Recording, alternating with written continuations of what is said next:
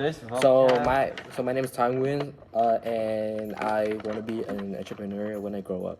My name is Tony, and my future career is I want to be a nurse. I'll work in a hospital.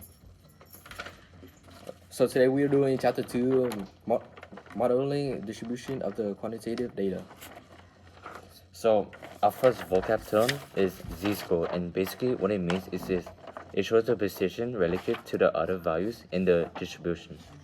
Okay, so moving to the second vocab term, percentile. Percentile, it means that the percentile is a value that has a percent of the data less than or equal to it. Okay, first question A: what is the proportion of the students score at least 25 points on the test? So to do this question, you need to make a normal standard deviation distribution. To do this, after that, you put into the calculator normal CDF. You put lower 25, upper 1000. The mean is 22, and the standard deviation is 4. So there's some common mistake that they make. Sometimes people don't know which numbers they should put for lower or upper.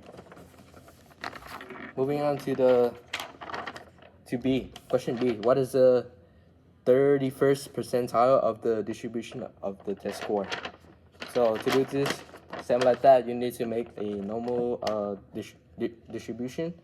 You put into the calculator in inverse normal. You put the area of point 31, the mean 22, SD 4.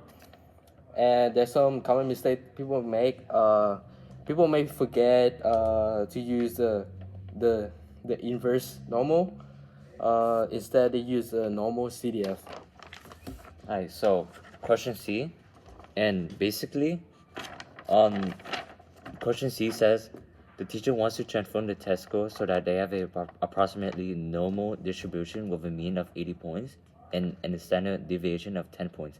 To do this, she will need to use a formula in the form of new score equal A plus B parenthesis O score parenthesis. And then find a value of A and B that the teacher should use to transform the distribution of the test score. And basically, if the teacher wants the mean of the test score to be 80, she must find A and B. But we already know that B is the O score, so the value of B is 22. And then after subtracting 22 for B, we simply subtract 22 to find A, giving us A equal 58.